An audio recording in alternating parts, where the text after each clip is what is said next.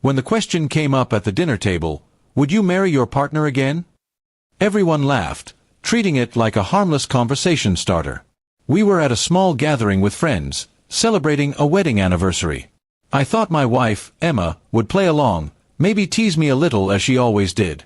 But when she smiled faintly, looked straight at me, and said, "Never," the entire room fell silent. At first, I thought she was joking.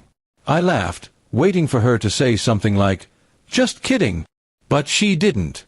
Her eyes stayed on her wine glass, and I saw something in them I hadn't noticed before: distance. My laughter died in my throat, replaced by a strange, heavy stillness. Everyone quickly changed the topic, but I couldn't stop hearing that word echo in my head. Never. When we got home, the silence between us was thick. I tried to lighten the mood, asking, "So, was that a joke?" She didn't answer right away. She just started removing her earrings, her movements calm but cold. "No," she finally said, "it wasn't a joke. I just said what I felt." Her words hit harder than any argument we'd ever had. I wanted to yell, to demand an explanation, but instead, I just sat there on the couch, staring at the floor. We had been married for 9 years. Sure, we'd had our rough patches, long hours, small fights, financial stress, but I never thought she regretted marrying me. Apparently, I'd been wrong. The next morning, she acted as if nothing had happened. She made coffee, asked if I wanted toast, and talked about errands. It was maddening. I finally asked her, "Why would you say something like that?" She sighed and said, "Because sometimes, I wonder if we settled instead of chose each other." That line broke something inside me. For the next few days, I barely spoke to her. I went to work early, came home late, and avoided eye contact. I couldn't decide if I was angry or heartbroken. Late one night, I sat in my car outside the house, unable to go in. I thought about the early years, how she used to wait up for me, how she'd fall asleep on my shoulder during movies, how she'd laugh at everything I said. Somewhere along the way, we'd lost that.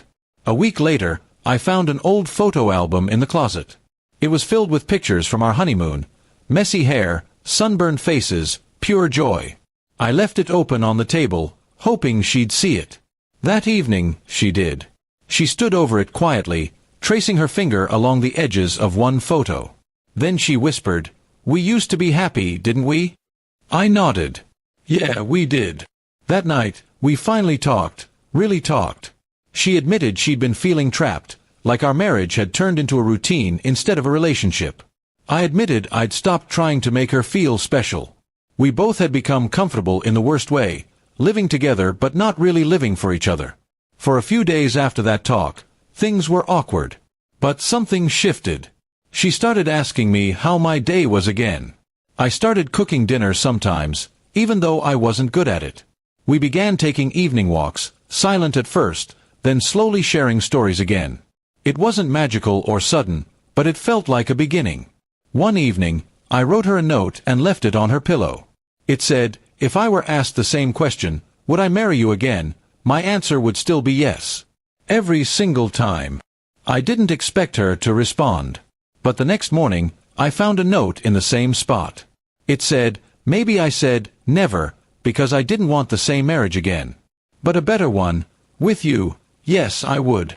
That note changed everything. It didn't erase the hurt, but it gave me hope. We began going to marriage counseling. It wasn't easy. Facing our mistakes out loud was painful, but it helped us understand that love isn't something you keep by chance. It's something you rebuild on purpose. Months later, at another gathering with the same group of friends, the same question came up again, almost as if life had set the stage for us. Would you marry your partner again? Someone asked. This time, I looked at Emma, and she looked back at me. She smiled, a real one, and said, yes. But only if he promises to keep trying. Everyone laughed, and so did I. It wasn't perfect, but it was real.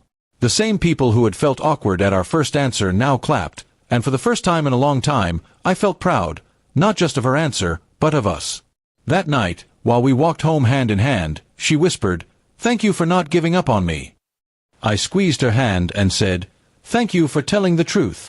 Because sometimes, love doesn't end with pain, it starts again because of it. And if anyone asked me that question today, would you marry your partner again? I wouldn't hesitate. I'd smile and say, yes, especially after what we went through.